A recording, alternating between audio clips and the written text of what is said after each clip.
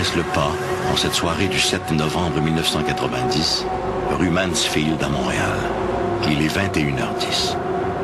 Si son regard se porte inlassablement vers le sommet des édifices du centre-ville, c'est qu'il se déroule dans le ciel montréalais quelque chose d'insolite.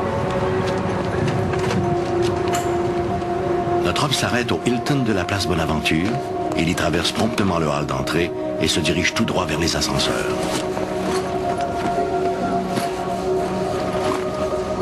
Cet hôtel du centre-ville se distingue par sa piscine fonctionnelle les 12 mois de l'année, aménagée sur le toit de l'édifice. Mais en cette soirée de novembre, il s'y trouve plus de curieux que de baigneurs.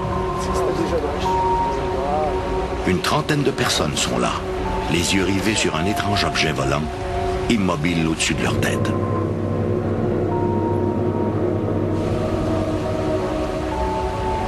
L'engin ressemble à une sphère aplatie, faite d'un métal sombre et poli. Tout autour, des lumières ambres jettent des reflets verts et jaunes à travers les nuages.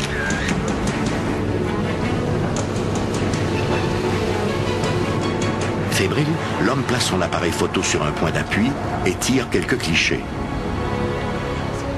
Marcel Laroche, journaliste au quotidien Montréal et La Presse, est loin de s'imaginer que ces clichés deviendront les pièces maîtresses de l'une des plus étonnantes observations d'OVNI de l'histoire du Canada.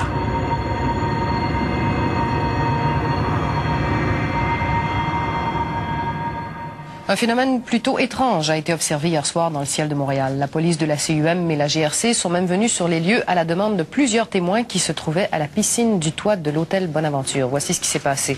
Selon le rapport rédigé par la GRC, entre 2 et 5 lumières et un faisceau lumineux quasi stationnaire ont été aperçus dans le ciel à compter de 20 heures. Je suis convaincu que j'ai vu quelque chose qui est pas fait par des terriens, là, ou qui n'est pas fait par quelqu'un de la Terre. C'est sûr, certain que ça venait de l'extérieur de la Terre. Puis après 15 ans, je suis encore aussi convaincu que je l'étais à ce moment-là. Ce soir-là, vers 19h, les usagers de la piscine de l'hôtel Hilton Bonaventure remarquent la présence d'un grand objet volant entouré de 7 ou 8 lumières ambre. L'objet est tout à fait silencieux et se déplace très lentement de l'édifice de la Bourse vers l'hôtel.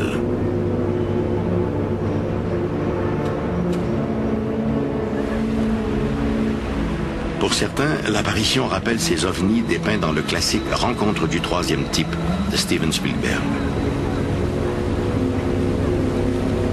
Intrigués, ils en informent la direction de l'hôtel. Bientôt, la terrasse grouille d'une agitation particulière.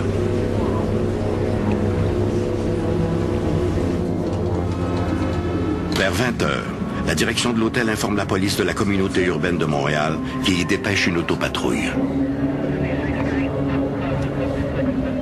L'agent François Lippé arrive sur place quelques minutes plus tard.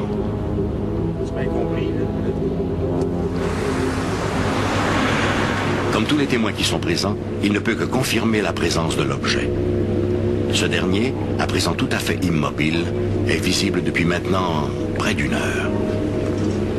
Vers 19h30, un des policiers de mon groupe m'a appelé à mon poste pour me demander de me rendre sur les lieux parce que là, il pensait que c'était un événement assez spécial qu'il était en train de vivre. Il s'en allait là, prendre un rapport de plainte quelconque, mais il s'est aperçu qu'il y avait quelque chose qui était assez inusité. Moi, quand je suis arrivé sur les lieux, j'ai constaté la même chose que mon policier m'avait donné au téléphone comme information. Pensant ainsi trouver réponse à ces questions, l'agent Lippé contacte les contrôleurs des aéroports de Dorval et Mirabel. Malheureusement, les radars des deux aéroports ne décèlent rien d'autre que des appareils du trafic régulier. En Ouessant, c'était bien difficile d'évaluer la hauteur. On savait que c'était quelques mille pieds là, à l'œil, mais on ne savait pas non plus exactement.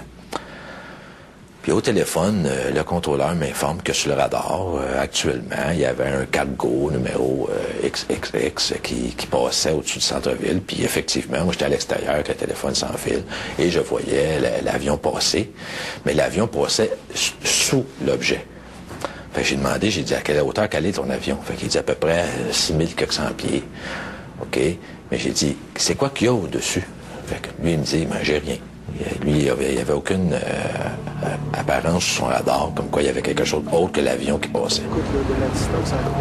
Si les appareils radars de l'aviation civile ne détectaient rien, peut-être que ceux de la base militaire de Saint-Hubert avaient-ils repéré cet objet étrange.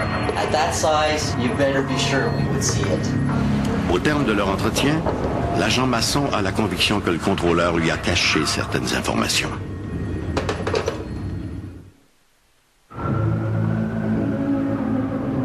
À ce moment-là, il y avait le mille de la Gauchetière qui était en construction, qui avait déjà mis ses tours, puis tout le système là, de grues pour monter les marchandises. Lui, il y avait beaucoup de grosses lumières blanches là, pour éclairer le chantier de construction. L'agent Masson ordonne donc que l'on fasse éteindre ces puissants projecteurs. Les grosses lumières se sont éteintes et puis l'objet est resté identique dans le ciel. C'était pas un reflet. Fait que là, j'étais encore de plus en plus sûr que c'était vraiment quelque chose de métallique qui était là, puis c'était très gros. Là, j'ai eu l'idée d'appeler à un moment donné au bureau de la Gendarmerie royale du Canada